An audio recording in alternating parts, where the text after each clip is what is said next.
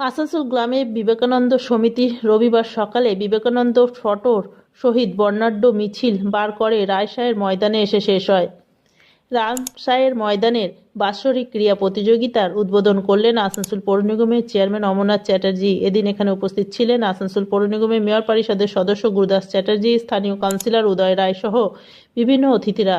আসানসোল পৌর নিগমের চেয়ারম্যান অমরনাথ চ্যাটার্জি জানান, প্রত্যেক বছর আসানসোলে বিবেকানন্দ সমিতির বাৎসরিক ক্রীড়া প্রতিযোগিতা অনুষ্ঠিত হয় এবং স্বামী বিবেকানন্দের ছবি, তার আদর্শ, গান ও কবিতার মাধ্যমে প্রচার করা বর্তমান যুব সমাজের মধ্যে তার প্রভাব পড়ে।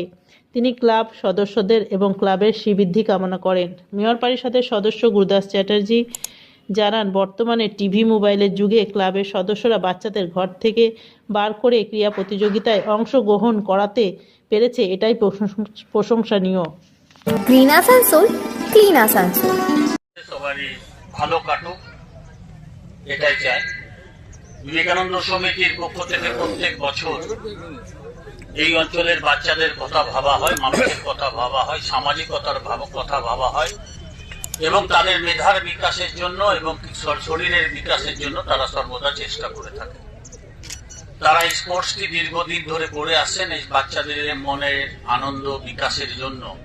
তাদের এই চেষ্টাকে আমরা বারবার প্রশংসনীয় পর্যায়ে নিয়ে যাই এবং বলি যে তাদের মধ্যেই এই বাস্তবতা রয়েছে। এবং অশোকদাকে বিবেকানন্দ সমিতি প্রত্যেকবার আমাদেরকে আমন্ত্রণ জানায় এবং আমরা ওদের যে স্পোর্টস এবং আরো যে কালচারাল প্রোগ্রাম সেগুলো করে থাকে।